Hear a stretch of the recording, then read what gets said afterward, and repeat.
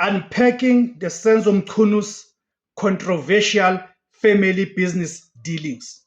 Of course, we know Senzo Mchunu is currently the police minister, but who was on special leave, on suspension.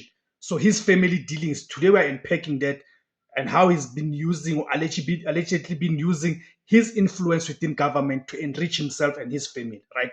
So these are allegations surrounding the currently suspended police minister, Senzo Mchunu's family business dealings, right, are not necessarily something new, but a recurring theme that has gained new, right, and critical relevance. I mean, and the drama is that these past dealings, right, these past dealings are now being linked to the explosive allegations made by the KwaZulu-Natal Police Commissioner, Lieutenant General Nhlanhla Mkhwanazi, which of course has placed Senzo Mchunu at the center of a national crisis. Greetings, guys. Welcome to the platform. My name is Debos Kosana. The name of the platform is Izwi Labansun. Okay, let's get to it, guys. So, the core of controversy, right, and the pattern of state contracts. The central issue is the alleged pattern of Mchunu's immediate and extended family members securing lucrative contracts from government departments in KwaZulu-Natal and other provinces, often during Mchunu's time as a senior political figure. You'd also remember that Senzo Mchunu once served as a KwaZulu-Natal Premier in 2014 up until 2017 or 2018, if I'm not mistaken, was the Premier, the KwaZulu-Natal Premier. Family members as tenderpreneurs. And we know there's this because even currently is image of the current MEC of Education KwaZulu-Natal, Sipho Muka, right? The company especially involves the issue of the school nutrition, all of that has got a company that he set up, but then he gave it to his cousin or one of his siblings. But that company is now allegedly benefiting in the government contracts. So family members as tenderpreneurs. Reports from various investigative journalism outlets have identified family members of Mchunu, including his brother and others, as directors of companies that have received significant state contracts. These contracts range from construction and maintenance to catering and professional services. The alleged conflict of interest. Critics have argued that even if Mchunu was not directly involved, the awarding of state contracts to companies owned by his immediate family members creates a massive conflict of interest. It raises questions about whether the family's political connections were used to influence the awarding of these tenders, thereby undermining fair procurement processes. The link to the current crisis, the drama surrounding these family businesses, these family business dealings, has intensified dramatically due to the recent allegations from the KwaZulu-Natal Police Commissioner, Lieutenant General Nhlanhla Mkhwanazi. The Mkhwanazi dossier.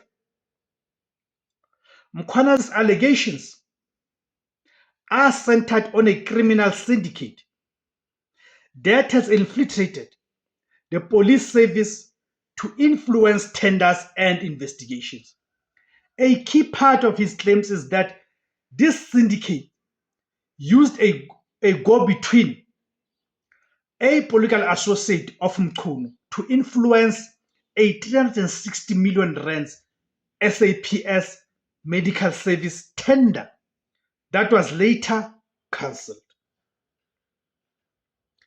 The public's participation, right? Rather the public's perception of this.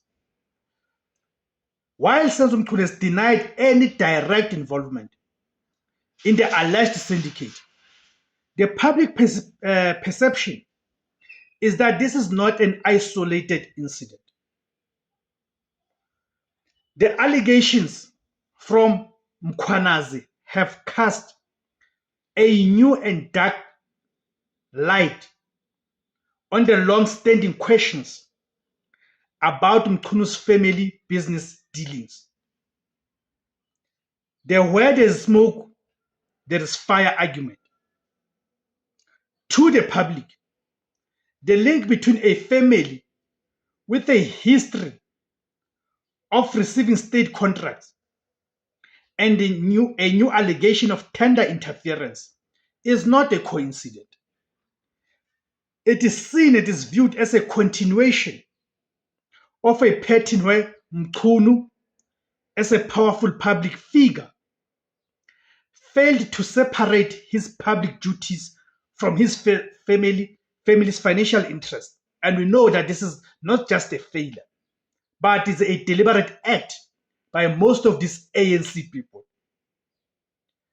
And of course, it can be extended beyond the ANC to most of the political parties who have had a sniff of controlling state resources. So it is not just an ANC phenomenon, right? So Mchunu has said that there are not direct links, right? Of course, Mchunu has stated that he is not a director or a shareholder in any of the companies owned by his family members, and that his family's business dealings are their own private affairs. But of course, you know that becomes a conflict of interest because of their close proximity to Mchunu, those family members who are directors in these companies. Okay? Right. He also argues that he maintains that the companies of his family members are subject to the same legal and procurement processes as any other company, and that they win contracts on merit. Very laughable, right? Yeah, no. South Africa is a joke, right? Right. So, what are the consequences of this scandal? So, the controversy surrounding Mchunu's family business dealings, combined with Mkhwana's allegations, has had severe consequences. Number one, suspension from office. As you know, his friend, President Cyril Ramaphosa, placed Senzo Mchunu on a leave of absence, right? Then secondly, the Judicial Commission of Inquiry. The establishment of the Madlanga Commission of Inquiries has come as a result of the revelations by Lieutenant General Nhlanhla Mkhwanazi. Okay? So, in conclusion, this has caused quite a few things. The public's distrust is one of those things. The public's distrust stems from the perception that political leaders and their families should not benefit financially from their positions of power. That's just pure greed. The sheer volume of contracts received by Mchunu's family is, in the public's eye, a powerful sign of a conflict of interest. Right? It's clear as daylight. Unresolved question. The ultimate question is whether Mchunu, as a senior politician, right, as a senior politician, has been honest to the public. Right? So I'll leave it at that, guys. Thank you for tuning in. Please, guys, remember to subscribe, like, share, comment, and remember to join to become a pay member to the platform, just like Sfiso Mbanja has done. And thank you, Sfiso, for doing that, guys. Please follow suit with Sfiso and help me grow the platform. Let's make this platform bigger and bigger. Thank you very much.